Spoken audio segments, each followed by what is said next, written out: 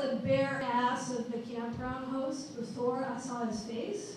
And that's because he was digging into his camper van to pull out this little sarong that he whipped around his hips quickly. And he stood next to the campground sign that said, "No public nudity." And he stood there, nothing but the sarong, with this big smile on his face and his arms open wide, saying, "Welcome to my utopia." So the campground host's name was Jim, and he was my roommate Cal's friend from high school. And Jim had been an accountant, but he had given it all up to go live naked in the woods at this public campground in Verde Valley. And eventually he had overstayed the 5-day camping limit so many times that they just said, "Okay, we're just going to pay you to be the campground host." So that's how Campground Jim ended up there.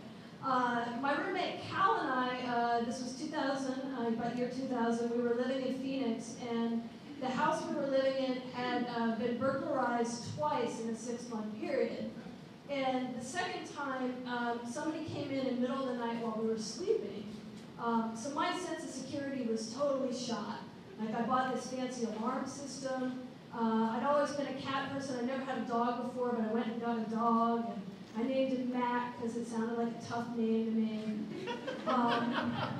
And then I started doing stuff like calling a contractor to see if I could get some of my windows replaced with glass block. And at the worst point, Cal came home, and I had taken like green and blue and red painted the sides of the TV set and the VCR. And I was like, you know, if the robbers come back, it's just going to be like, yeah, try selling that at the swap meet. And I think it was that day that Cal looked at me and said, you know, "Molly, maybe we ought to get out of here and go camping." And I thought that sounded great. I'd always camped since I was a kid. And I thought, okay, let's go sleep under the stars. Let's go toast some marshmallows. And this is how we ended up at the Utopia. Basically, everybody that was at this little public campground ignored the no public nudity sign. It's not as romantic as it sounds. I think the one rule of public nudity is that the people that want to be naked are never the people that you want to see naked. And, you know, there was a river to swim in and there were some hot springs. But what was really holding the whole utopia together was a bunch of naked people sitting around and talking about how much they hated the city of Phoenix. That's what they did, like, day and night. We said, you know, we live in Phoenix, we got burglarized. They said, of course.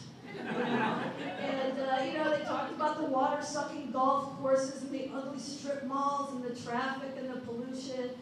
And then at one point, this guy that I started calling the negative gnome, because he looked exactly like a gnome and he was really negative, he took a look at my 50-pound lab mix dog and he said, "Typical Phoenix dog." You know, he said, "That dog's skittish, but, you know, one weekend here in Verde Valley, he'll be all fixed up. He'll be doing great." And he was right about my dog. I was sleeping by myself in a little one-man tent, and every time anybody came by my tent, my dog was barking at them. And so I had to take him in squeeze him in the little tent with me and tell him, you know, everything's okay, these people are okay. But he really wasn't having it. And it was the next day that I started to realize that maybe Mac was right.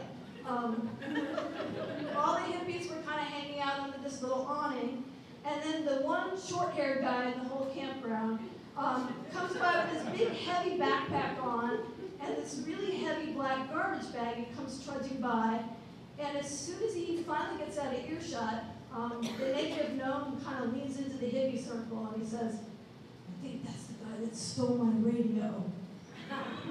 And then the guy next to him leans into the circle and says, "Yeah, I think he took some cash out of my tent." And then, you know, Campground Jim's trying to calm everybody down. He's like, "Well, you know, it could have been anybody." And that's when I noticed that there's this whiteboard with some markers on it behind Campground Jim.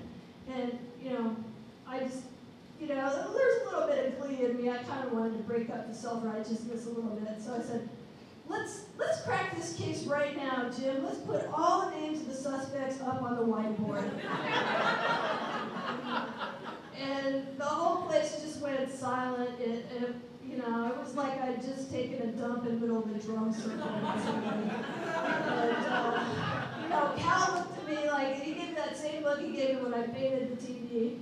And then everything was quiet for a minute, and then finally the negative gnome kind of cleared his throat. He said, well, you know, the only place that's maybe possibly worse than Phoenix is Scottsdale. I was like, well, whatever, it's your utopia, you know, it's your crime wave. But then I started thinking, you know, I really hadn't been able to get any justice on my own robbery in a city of 1 million people, and there were only about 30 people at this campground. So I started thinking, I'm going to make my own little suspect list. I'm going to do a little detective work here.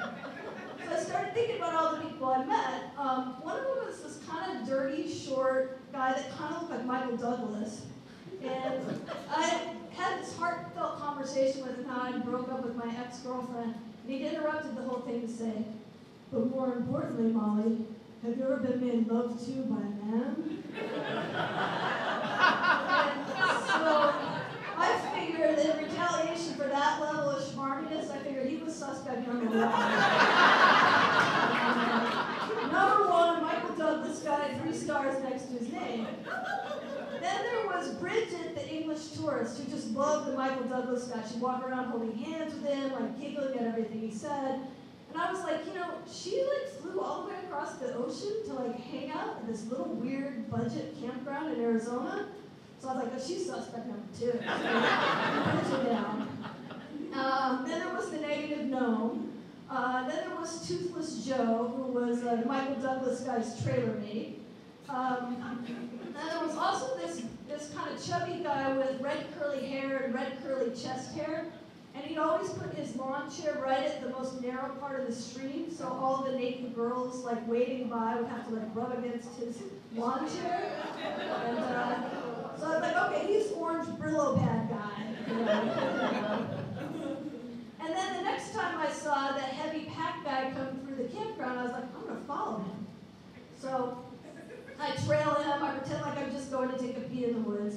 And I see him about half a mile away, he finds his little spot, he puts his backpack down, and he takes out like a 10-pound bag of concrete mix, and then another 10-pound bag of concrete mix. And I can finally see what he's up to. He's been building like what looks like a concrete kiddie pool or like a hot tub or a koi pond or something. I just didn't even know what to do with him, whether to put him on the list or leave him off, but you know, he didn't have any stolen goods in his backpack. And the trail had kind of gone cold at that point until that evening, Campground Jim came back. He had been in town, and he came back holding an empty woman's purse in his hand. He said, this is Bridget's purse. I found it by the side of the road. All the cash was gone out of it. I had no idea who did it. And I said, I have some theories. And I said, you know, I think maybe the Michael Douglas guy was making sweet love to Bridget in one of the rooms of the trailer, and then while he was doing that, he got Toothless Joe to grab a purse. And you know, Campground Jim wasn't really having it. He was still thinking it was the heavy bag guy. I was like, can't be the heavy bag guy. That guy's on like on the other side of the campground building his own theme park, you know?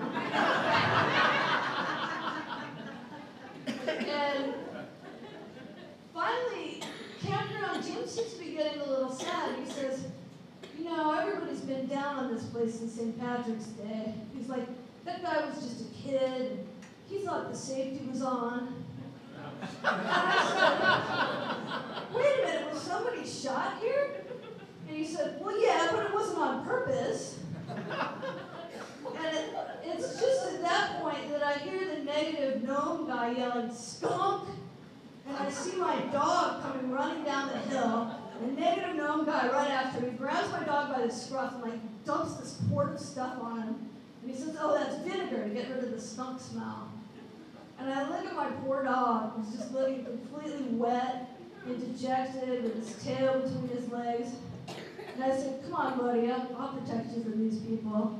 And I climb into my one-man tent, and I'm spooning my dog. We both smell like vinegar and skunk. It's just me and my dog, my only friend in the utopia.